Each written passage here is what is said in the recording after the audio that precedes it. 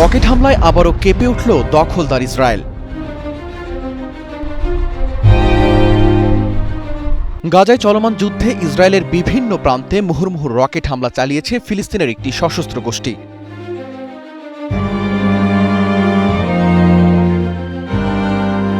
১ জুলাই রাতে ইসরায়েলে দফায় দফায় এই হামলা চালানো হয়।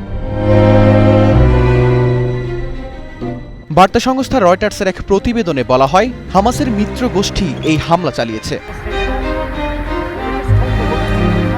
গোষ্ঠীটির দাবি, ইহুদিবাদী ইসরায়েল ফিলিস্তিনি গোষ্ঠীর ওপর নির্মম হত্যাযজ্ঞ চালাচ্ছে।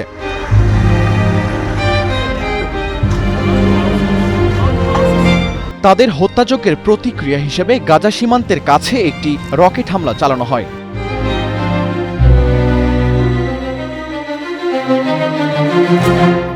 রকেট হামলার বিষয়টি নিশ্চিত করেছে ইসরায়েলি সামরিক বাহিনী IDF।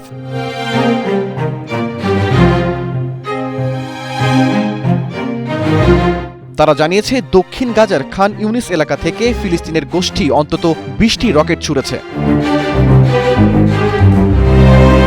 তবে কোনো হতাহতের ঘটনা ঘটেনি।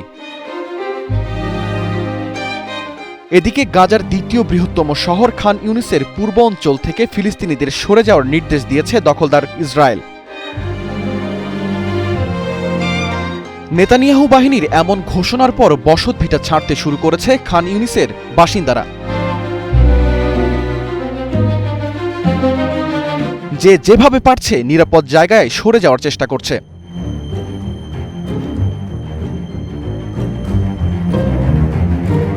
অনেকের আশঙ্কা, দ্রুতই শহরের পূর্ব অঞ্চলে ব্যাপক মাত্রায় অভিযান শুরু করতে যাচ্ছে নেতানিয়াহুর সেনারা।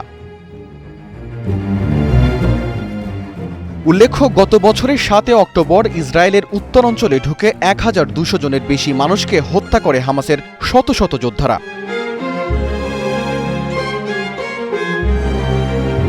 একই সঙ্গে আরও ২০০ জনের বেশি মানুষকে ধরে নিয়ে গাজায় জিম্মি করে ফিলিস্তিনের এই স্বাধীনতাকামী সংগঠনের সদস্যরা। পরে ওই দিনই গাজায় পুরোমাত্রায় যুদ্ধ শুরু করে ইসরায়েলের প্রতিরক্ষা বাহিনী।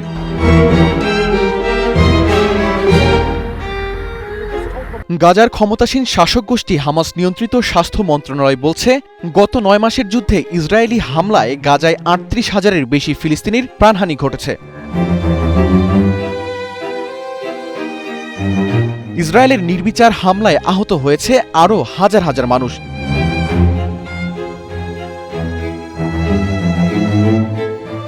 ইসরায়েলের অব্যাহত বোমা হামলায় উপত্যকায় ভয়াবহ মানবিক বিপর্যয়কর পরিস্থিতি তৈরি হয়েছে।